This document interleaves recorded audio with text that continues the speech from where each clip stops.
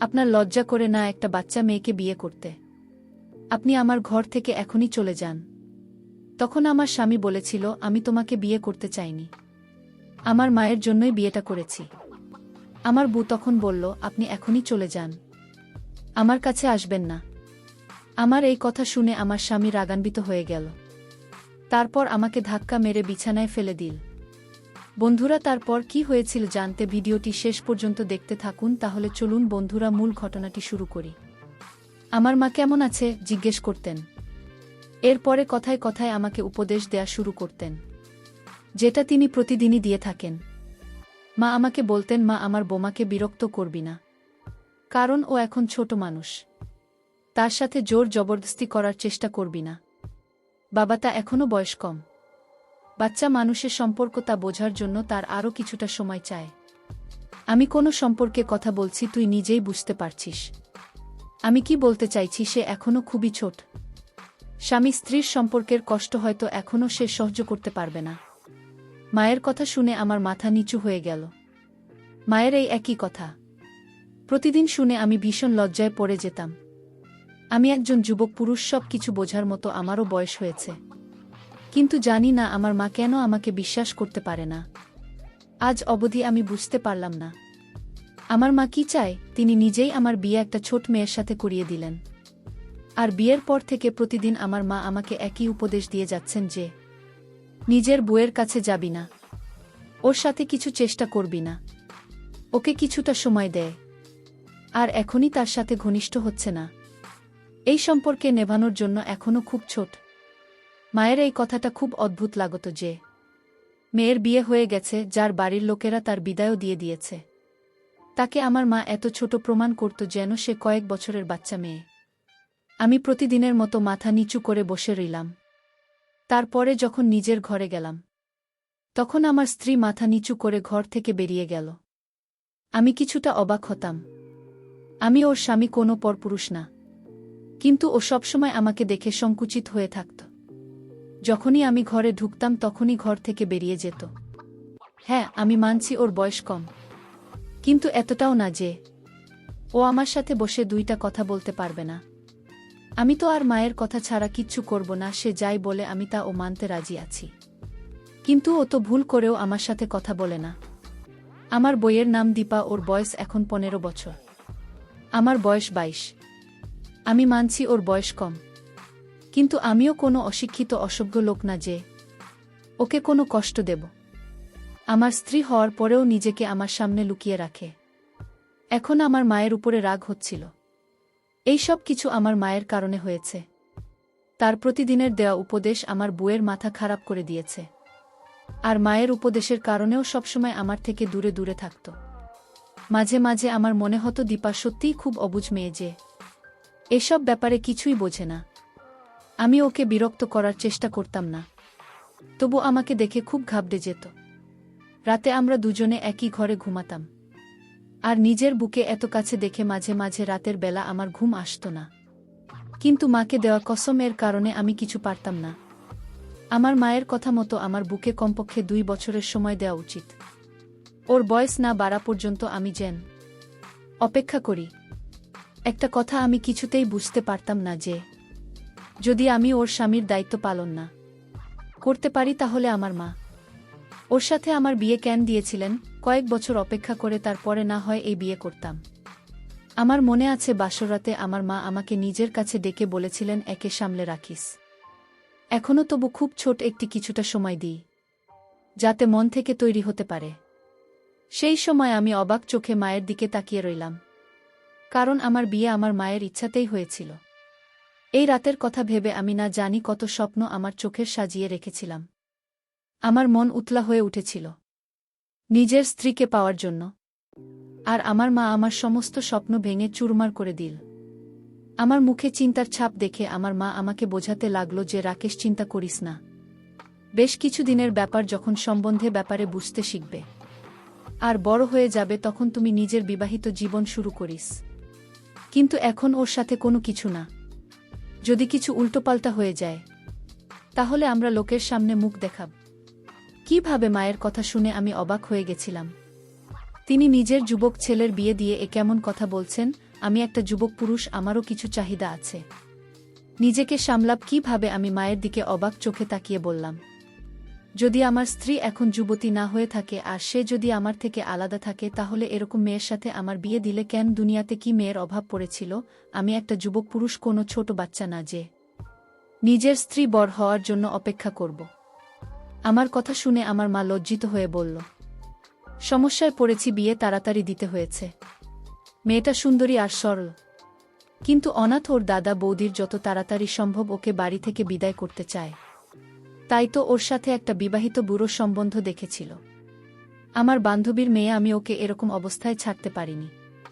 যদি ওর বিয়ে তোর সাথে না দিতাম, তাহলে এতদিনে ওর দাদা ওর কপাল পুড়িয়ে দিত। ওর জীবন বাঁচানোর জন্য ওর বিয়ে তোর সাথে দিয়েছি। এই সত্যটা জেনে আমি চুপ হয়ে গেলাম। আমার মা আমার মাথায় হাত দিয়ে বললেন, আশা করছি তুই আমার মান রাখবি। এখনই তুই তোর স্ত্রীকে কিছু করিস না, ওর থেকে দূরত্ব বানিয়ে থাকিস। মায়ের এরকম কথা শুনে আমার রাগ তো হয়েছিল, কিন্তু আমি তবু চুপ করে গেলাম। আমার মনে হয়েছিল যে আমি কোন ছোট মেয়েকে বিয়ে করেছি, কিন্তু যখন ঘরে গিয়ে বুকে দেখলাম, তখন তো অবাক হয়ে গেলাম। অবশ্যই ওর বয়স কম ছিল, কিন্তু আমার কাছে মনে হয়েছিল সে যুবতী ছিল। ওকে দেখে আমার হৃদয়ে বেইমান হয়ে উঠেছিল। কম বয়সী হওয়ার পরে ওকে দেখার মতো ছিল, এই কারণে ভালোভাবে আমার সাথে মানিয়ে যেত। কিন্তু আমি আমার মায়ের কথা মনে করে খুবই কষ্টে নিজেকে সামলে নিলাম। না হলে দীপার সৌন্দর্য তো আমাকে পাগল করেছিল। আমি ওর পাশে বসেও খুব ভয় আছে বলে মনে হলো। তাই ওকে বললাম, চিন্তা করো না, আমি তোমার কোনো ক্ষতি করব না। আমাকে ভয় পাওয়ার দরকার নেই। আমি যখন ওর পাশে গিয়ে বসলাম, তখন সে ভয়ে কাঁপছিল। আমি অনুভব করতে পারছি যে ওর চোখে জল এসে গেছে। ওর গোলাপি মুখ ভয়ের কারণে সাদা হয়ে গেছে। আমি ওকে সান্ত্বনা দিয়ে বললাম, দীপা, তোমার এতটা ভয় পাওয়ার দরকার নেই। আমি তোমার সাথে কোনো জোর করব না। আমি অবাক হয়ে ভাবছিলাম যে ও আমাকে দেখে এতটা ভয় কেন পাচ্ছে। ওর চোখে মুখে ভয় পরিষ্কার বোঝা যাচ্ছিল। যদিও আমি কোনো শব্দিত টাইপের মানুষ না। সবে মাত্র কিছুদিন আগে আমি চাকরি পেয়েছি, আর আমার মা হঠাৎ করে আমার বিয়ে দিয়ে দিলেন। আমি তো এই হঠাৎ বিয়ের কথা শুনে হতভম্ব হয়ে গিয়েছিলাম। আমার ছোট ভাই পড়াশোনা করার জন্য বাহিরে আছে, মা ওর জন্য অপেক্ষা করেনি। এই সময় সেখানেও পরীক্ষা আছে, আর এদিকে আমার বিয়ের তোড়জোড় চলছে।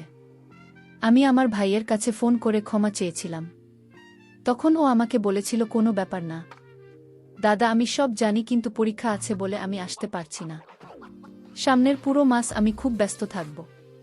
তুমি বিয়ে করে নিজের বিবাহিত জীবন ভালো করো, আমাকে নিয়ে চিন্তা করার কোনো দরকার নেই। ভাইয়ের রাগ না হওয়া আমাকে পুরোদমে অবাক করে দিয়েছিল।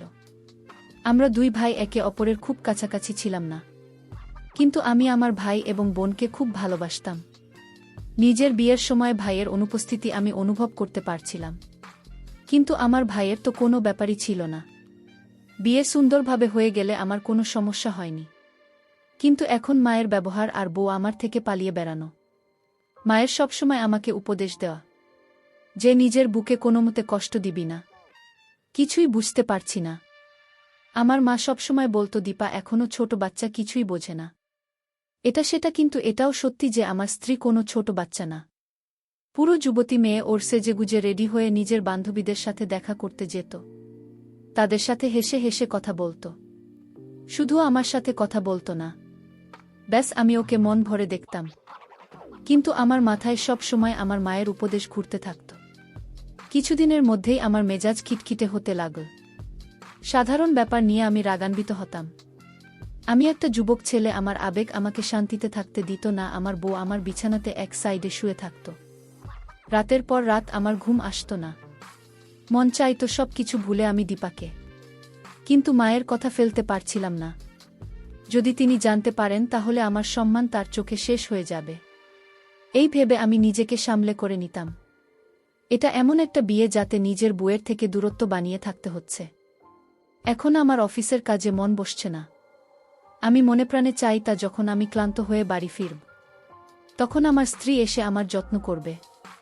রাতে যখন ক্লান্ত হয়ে ঘুমাব, তখন সমস্ত ক্লান্তি ভুলে ওর সাথে শান্তিতে আমার মন চাইতো যখন সেজেগুজে রেডি হয় তখন আমি ওর প্রশংসা করি, ওর জন্য বিভিন্ন গিফট নিয়ে আসি। কিন্তু আমাদের মধ্যে এরকম কোনো সম্বন্ধই নেই।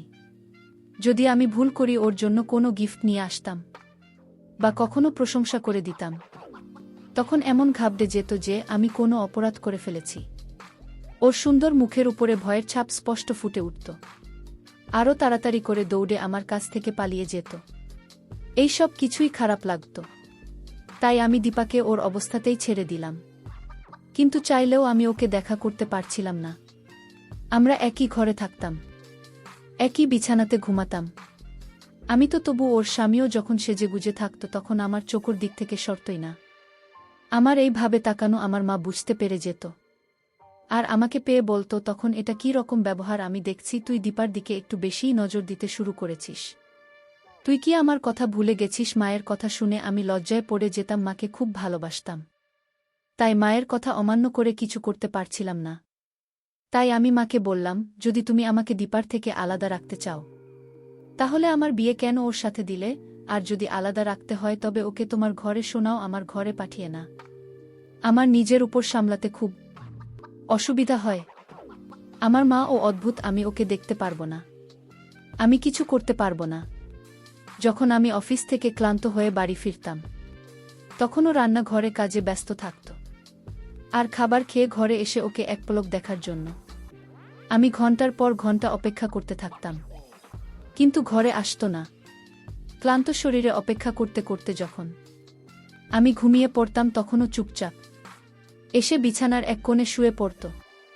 এরকম ভাবে কাজ ছিল। একবার আমি নিজের উপর কন্ট্রোল করতে না পেরে তার পাশে গিয়ে যখন বসলাম আর তাকে যখন বললাম, তোমার হাতটা বের করো, আমি আজ তোমায় একটা গিফট দেব, সে যখন না করছিল আমি তাকে বললাম, হাতটা বের করে বলছি।